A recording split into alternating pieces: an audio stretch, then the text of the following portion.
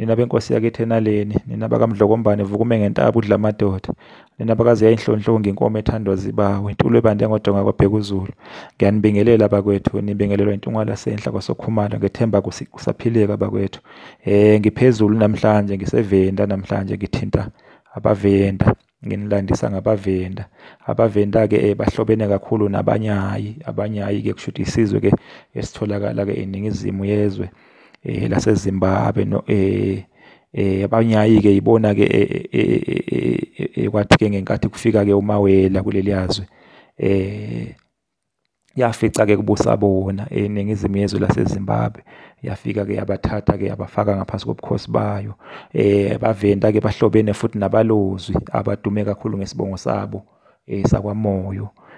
Bahlobene futhi abaVenda nabaKaranga nabalobedu. Abalobedu-ke nasi isizwe lapha eTzanini. Kubusa-ke ubukhosi bakhona-ke buholwa-ke iy'ndlovukazi yasebulobedu, omkhwini Mjaji. Okuthiwa zibuye zibe abanisi bey'mvula, ziyakwazi ukunisa-ke izulu. Nina beqhawe bahlobene futhi-ke abaVenda nabalozwi bakaLewanyika. uLewanyika-ke kusho ukuthi-ke wayephila-ke ngesikhathi sesilushaka. Inkosi-ke yesifazana-ke lena, izwe layo lile eZambia bakwethu.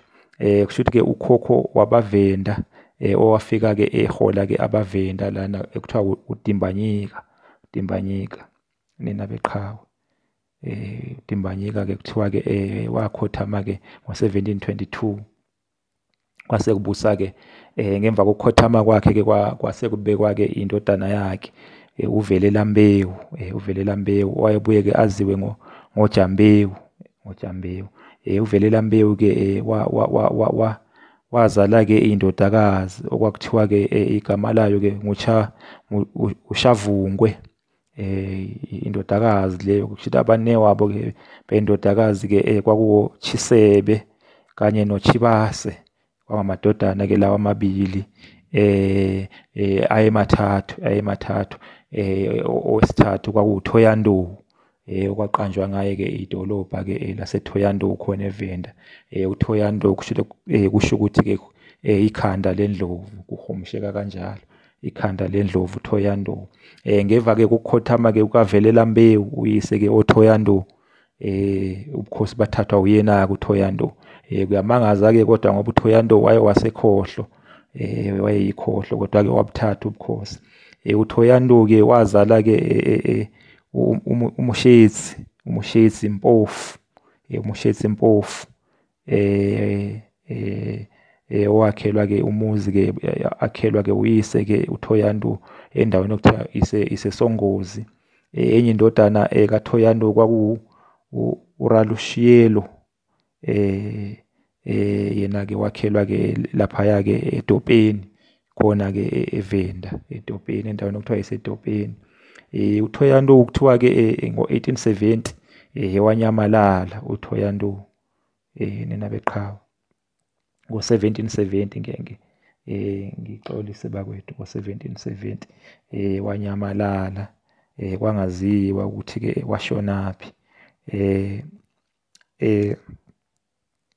Ngemva-ke kokunyamalala kwakhe-ke kwagcina-ke kuzwakele ukuthi cha, inkosi-ke yakhothama endaweni ethile khona eVenda. Ngemva-ke kokuba-ke sekuqinisekiwe ukuthi cha, inkosi yakhothama, kwabekwa-ke uChiseba. Kusho ukuthi uChiseba lona-ke wayeyumfowabo kaThoyandou. Akusabekwanga-ke iy'nsizwa zakhe, iy'ngane zakhe, oMushetsi Mpofu kanye noRalushielo. Kwabekwa-ke omunye wabafowabo owayebizwa-ke ngokuthi nguChisebe, indodana kaVelelambewu. Kwaqubuka-ke impi bakwethu phakathi kukaMuzetsi Mpofu, ngoba phela uyena wabe eyindlalifa kaThoyandou. Walwa-ke noyisomncane lapha. Wagcina-ke bulewe-ke uChisebe, uyisomncane uChisebe. Bulawa-ke indodana kaThoyandou, uMushetsi Mpofu. indodana kaThoyando le umshayisi mpofu. Wagcina-ke bulewe-ke uyise omncane. Nina beqhawe, nina bembube, asihlabele emgama, asihlabele emgama. Ekubulaweni kwakhe-ke indodana-ke kaThisebe ogama layo kwakungu uRavura, yabalekela endaweni okuthiwa yiseMakonde khona eVenda, iseVenda lapho bakwethu. Yabaleka-ke yawubhaca khona. Ibalekela lona ulaka lukaMuzethe Mpofu ngoba phela nayo yayizobulawa, ngoba phela uyise wayesezama-ke lapho ukuqhwaga ubukhosi, ubukhosi okungebona bakhe. Sihlabele emgama bakwethu, sihlabele emgama, nina beqhawe, nina bembube. Kuhambe kwahamba futhi kwaqubuka futhi impi yesibili ngenkathi kusabusa-ke yena uMushayisi Mpofu. Kwaqubuka impi yesibili. Le mpi kusho ukuthi yabe-ke iphakathi kukaShibase kanye naye. UShibase futhi omunye futhi oyise omncane kanye naye. Kusho ukuthi zazibufuna ngempela le yinsizwa lezi ubukhosi okungebona bazo. Nakhona-ke futhi hayi wawudla umhlanganiso uMushayisi Mpofu. Kuthiwa le mpi-ke yalwela ngasemfuleni owagcina-ke waziwa ngokuthi-ke Khwivila River, okusho umbala obomvu, ukuthi Khwivila kusho umbala obomvu, nokuchaza ukuthi lowo mfula kusho ukuthi amanzi awo aphenduka abomvu tepu okwegazi, nina beqhawe. uMushayisi Mpofu-ke ukhumbuleka kahle-ke ngenkathi-ke khoselisa-ke amakhosi abahloka ayebalekele-ke izimpi lena-ke ezweni lawo lena-ke ko-Harry Smith lena la ekade ezinze khona.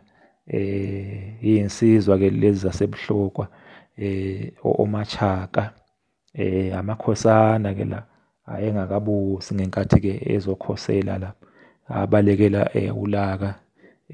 Akusakhumbuleki kahle ukuthi lwabe lwayiphi inkosi. Agcina-ke ekhoseleke kuMushayisi Mpofu ebukhosini bakhe, uMachaka kanye noRamahopa, abahlokwa laba. Bagcina-ke befihleka amakhanda nje kwesikhashana lapho. Bagcina-ke bedlulele phambili. Bagcina bedlulele phambili sengathi baphelela koBotswana laba bahlokwa laba. uMushayisi Mpofu-ke wagcina-ke ekhotheme. Wagcina ekhotheme. Ekhothameni kwakhe-ke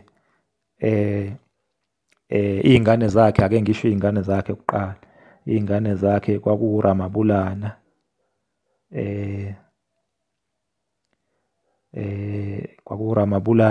iy'ngane zikaMushayisi Mpofu, uDavana, uRamanala, uRasikhuthana, kanye noMakhato. uMakhato-ke wabeke eyona-ke ndlalifa. Yize wayemncane ngokweminyaka, kodwa-ke uyena owayezalwa-ke ebukhosini obukhulu, ebukhosini babaPedi. Ngakho-ke uyena-ke owayefanelwe-ke ubukhosi. Kodwa-ke kwaqubuka futhi enye futhi impi, sekubangwa futhi bona ubukhosi, yabe-ke iphakathi-ke kukaMakhato noDavana. uDavana-ke omunye wabafowabo wayesefuna ukubuqhwaga naye ubukhosi, kodwa-ke wahluleka. Kwaliwa impela impi-ke, wanqoba-ke uMakhato. uMakhato-ke kwaqanjwa ngaye-ke idolobha labe-ke laziwa ngokuthi-ke Louis Trichardt ngaphambilini. Manje-ke selaziwa-ke ukuthi iseMakhato.